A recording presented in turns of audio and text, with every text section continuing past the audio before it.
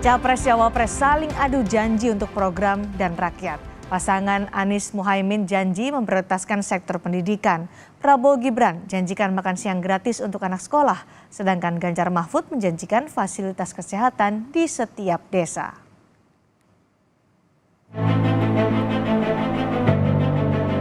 Calon presiden dan wakil presiden saling adu janji dan program untuk menarik dukungan pemilih. Salah satu yang banyak mendapat sorotan adalah program makan siang gratis untuk anak sekolah yang dijanjikan pasangan Prabowo Gibran. Tim kampanye nasional Prabowo Gibran menyatakan program makan siang gratis diberikan pada 82,9 juta anak dengan dana sekitar 450 triliun per tahun. Bahwa dana untuk ini, program ini akan memakan dana 450 triliun rupiah setiap tahun. Pak Prabowo menganggap ini penting sekali, begitu penting, dana ini 3 kali anggaran pertahanan dan TNI setiap tahun. Dan ini bukan dari anggaran bansos. Anggaran bansos, Pak Budiman, yang 500 triliun tahun depan, itu tetap bansos. Kita tidak akan ambil uang bansos untuk ini. Ini ada dana baru dan saya jamin, Prabowo jamin, tim pakar dana ada. Capres nomor urut 3, Ganjar Pranowo, mempertanyakan penggunaan dana 400-an triliun untuk program makan siang gratis. Menurut Ganjar, program untuk rakyat seharusnya dipertimbangkan sesuai dengan kebutuhan rakyat. Ganjar menyebut saat ini masih banyak wilayah yang minim fasilitas kesehatan. Dalam berbagai kesempatan, Ganjar juga menyampaikan salah satu program prioritasnya, yaitu membangun 1 fasilitas kesehatan di setiap desa. Mereka akan membawa ke rumah sakitnya jauh. Kemana mereka harus liwat? Bukan jalannya rusak atau jelek, tidak ada jalan. Dan kemudian kita berpesta pora, ngomong tinggi-tinggi sekali. Dan kemudian 14 triliun mau digunakan untuk makan siang.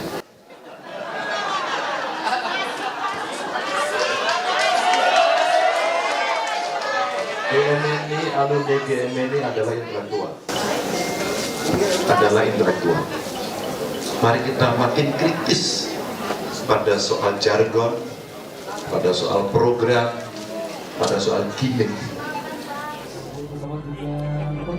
Sementara pasangan Anies Baswedan dan Muhaimin Iskandar lebih memprioritaskan sektor pendidikan, khususnya kesejahteraan guru dan infrastruktur sekolah. Cawapres Muhaimin Iskandar menyatakan program pendidikan Anies Muhaimin akan jadi program yang menelan dana APBN terbesar sekitar 600 triliun rupiah. APBN nanti yang paling besar kayaknya tetap tertingginya pendidikan ya. 1, kewajiban 20%. Yang kedua, guru-guru yang tidak mendapatkan kesejahteraannya. Yang ketiga, perhatian kepada sekolah-sekolah yang belum berkualitas. Jadi modal 20% kayaknya perlu tambahan. Kira-kira kalau setara dengan IKN 480 triliun dibanding pendidikan yang 20%, ya imbang-imbang sih ya. Pendidikan kira-kira berapa besar sih, berapa triliun? 20% dari 3.000 triliun berapa? 20 600-an ya. Akankah janji atau program yang ditawarkan para capres-cawapres mampu memikat pemilih? Semua akan ditentukan pada pemungutan suara 14 Februari mendatang. Tim Liputan, Kompas TV. Kami bahas janji-janji Capres-Cawapres bersama perwakilan Timnas Anies Muhaimin, Saan Mustafa, kemudian dari TKN Prabowo Gibran ada Pak Herman Hairon, dan juru bicara TPN Ganjar Mahfud, Ciko Hakim. Selamat malam, Oh, Pak. Malam Mbak Cindy. Selamat malam, Cindy. Baik. Kita mulai dari paslon nomor urut 3 ya. Biasanya kan paslon nomor urut 1, tapi dari paslon nomor urut 3 dulu deh. Karena kemarin Ganjar menyindir ada 400 triliun hanya untuk makan siang. Itu di sini adalah program dari Prabowo Gibran. Bahkan Ganjar menyebut masih banyak daerah yang minim vaskes dibandingkan untuk memberikan makan siang. Apakah itu maksud dari Ganjar Pranowo nih Mas Ciko?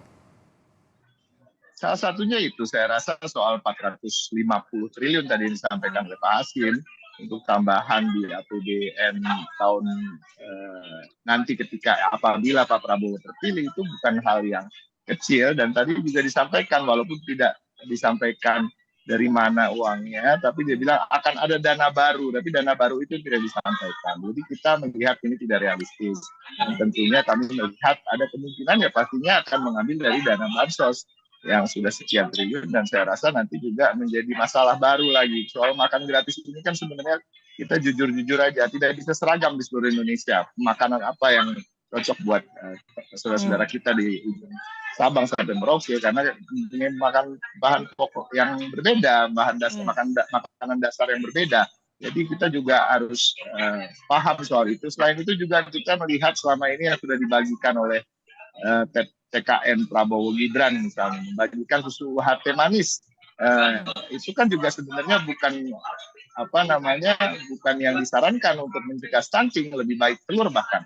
Nah ini hal-hal yang nanti juga menjadi masalah, apalagi juga nanti soal higienis, ya kan, di Indonesia ini bagaimana menjaminnya, itu tadi. Nah kalau kita bicara soal kebutuhan-kebutuhan rakyat yang lain, seperti ada 171 kecamatan di seluruh Indonesia yang masih belum punya puskesmas, artinya belum ada nakes yang berkualitas dan kompeten di 171 kecamatan. Nah itu menjadi urgensi bagi kita. Nah itu anggarannya berapa untuk vaskes, satu desa satu vaskes? Sudah sampai 30 triliun setelah dihitung. Nah itu juga ada lagi hal-hal yang lain yang dikatakan tadi, ini kan topiknya adalah program Pro Rakyat. Pro Rakyat itu tidak berhenti di situ. Pro Rakyat juga adalah program-program yang kami anggap kami memberikan kail bagi masyarakat, sehingga masyarakat itu juga bisa menghasilkan penyumbangan PDB. Masih kok satu vaskes, satu desa satu vaskes, anggarannya berapa tadi, saya agak terputus? Keseluruhannya dihitung kalau tidak salah tidak sampai 30 triliun. Dananya dari mana kalau rencana dari atau program dari Ganjar Mahfud? 30 triliun itu hal yang kecil untuk dicari di dalam APBN ya. Misalnya kita bisa bicara soal jadi ini semua berkaitan dengan program-program secara keseluruhan visi misi dari Pak Ganjar Mahfud. Salah satunya adalah pemberantasan korupsi, penghematan, penghilangan pemborosan. Penghilangan pemborosan, bayangkan ada 270 triliun yang dikorupsi dari APBN setiap tahunnya. Nah ini itu dari situ aja kita bisa ambil. Nah Pak Herman tadi disampaikan oleh Mas Ciko bahwa program makan siang gratis untuk anak sekolah tidak realistis dengan anggaran yang besar 400 triliun rupiah. Dari mana duitnya? Ya, karena Mas Ciko nggak mempelajari program ini secara detail. Kalau melihat dari luar ya memang mungkin akan sangat mudah untuk mengkritisi program ini. Tapi program ini sudah dilaksanakan di 76 negara. Bahkan Amerika Serikat pun di negara bagian juga melaksanakan program ini. India juga lebih masif melaksanakan program ini. Dari mana anggarannya? Saya ini kan di DPR, Mbak. Jadi pada setiap tahun anggaran terus meningkat. Anggaran kita kan terus meningkat. Jumlah APBN terus meningkat. Dan fiskal kita bisa tambahkan melalui akselerasi kegiatan dan pertumbuhan ekonomi.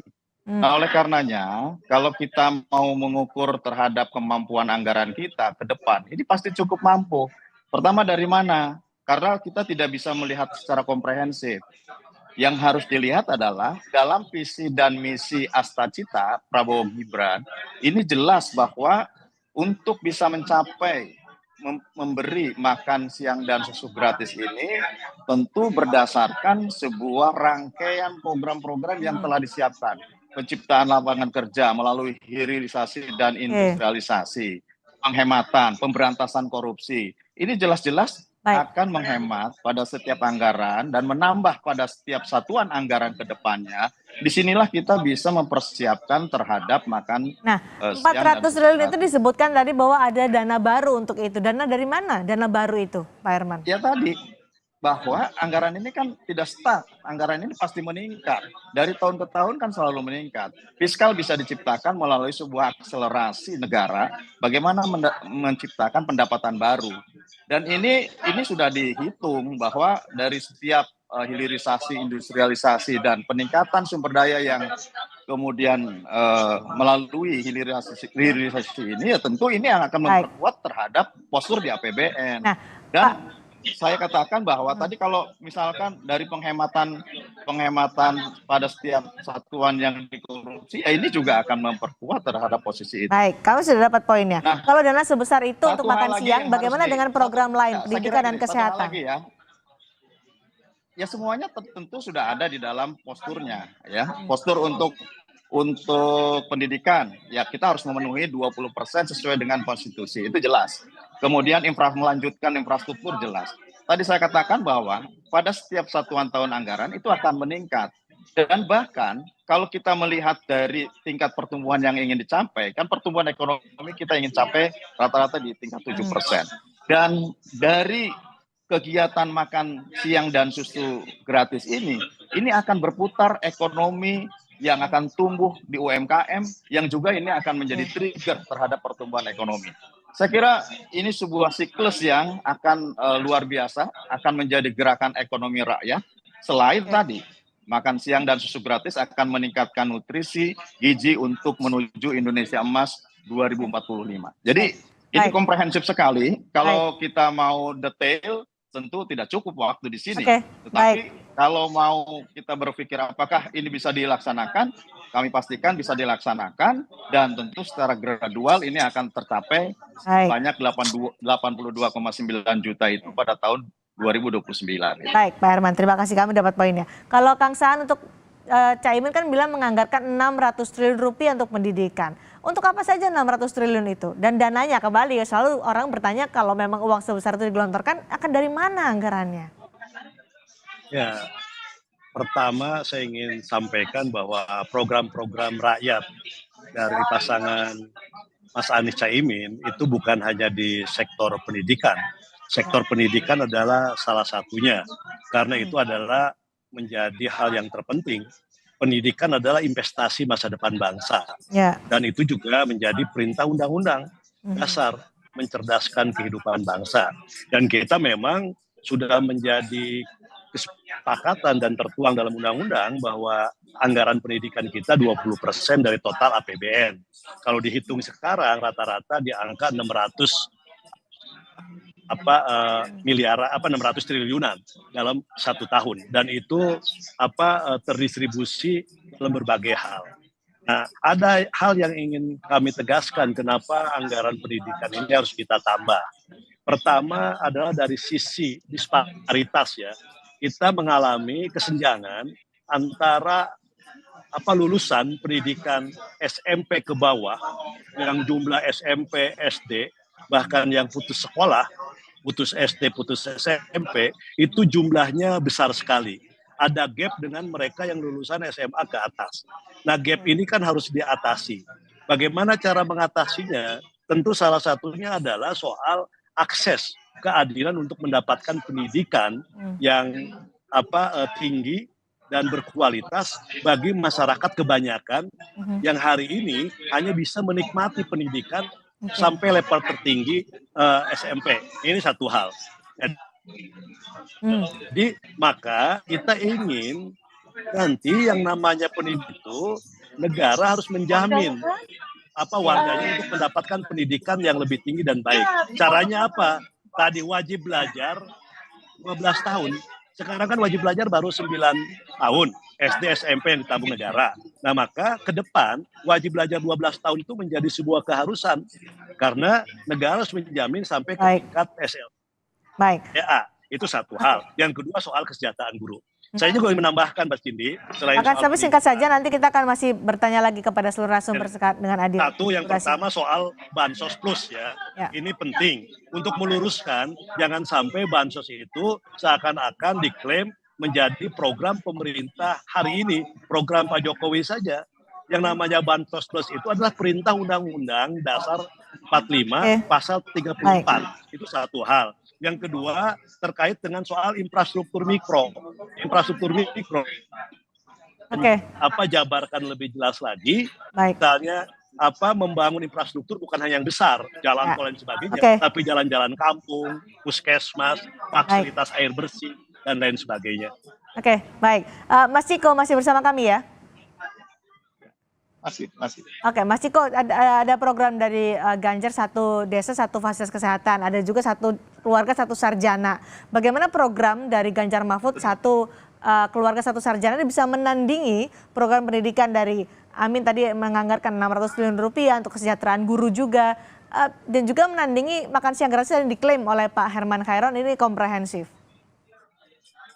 Sebenarnya ketika kita berbicara soal visi misi, saya yakin juga dari PKN maupun dari Timnas Amin, kita bukan soal saling menandingi satu sama lain, terus ngintip programnya dia seperti apa dan apa yang kita harus lakukan untuk menandinginya. Tapi kita mempunyai keyakinan masing-masing mana yang menjadi prioritas di masyarakat, tentunya dari penyerapan aspirasi kita ke bawah.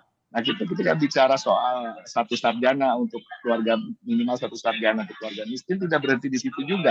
Kita juga ingin meningkatkan beasiswa pendidikan baik di dalam negeri maupun di luar negeri. Dan kita tahu bahwa sekarang di Indonesia ini LPDP hanya mengirimkan 5.000 mahasiswa ke luar negeri, padahal kita punya jumlah penduduk sekian ratus juta, hampir 300 juta, sementara Malaysia yang hanya 30 juta penduduknya bisa mengirim 10.000 mahasiswa ke luar negeri lewat beasiswa mereka. Nah, ini yang juga harus menjadi perhatian khusus. Tapi kan kalau kita hitung memang dananya tidak sebesar apa yang disebutkan sebagai ratusan triliun tadi. Nah, ini juga yang menjadi prioritas kami. Di luar itu prioritas kami. Ketika kita bicara digitalisasi ekonomi, di bidang ekonomi, ya kita bicara tentang tentunya UMKM.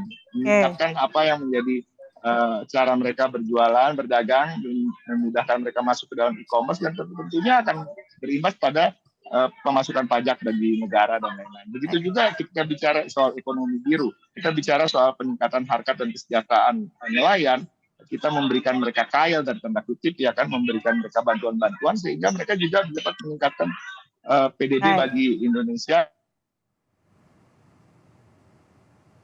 Seperti terputus Mas Ciko, tapi tadi ada penjelasan yang sudah kami tangkap dan menjabarkan apa yang menjadi program maritim yang selama ini. Kita juga punya lapangan penciptaan, lapangan pekerjaan. 17 juta lapangan pekerjaan per tahun. Itu juga yang akan menjadi. Itu adalah program-program yang diklaim oleh masing-masing capres-cawapres pro rakyat, pro kesejahteraan rakyat, baik dari pendidikan dan juga kesehatan. Nanti masyarakat yang akan menilai. Terima kasih Kang Saan, terima kasih Pak Herman, terima kasih juga Mas Ciko sudah bergabung di Sapa Indonesia malam hari ini.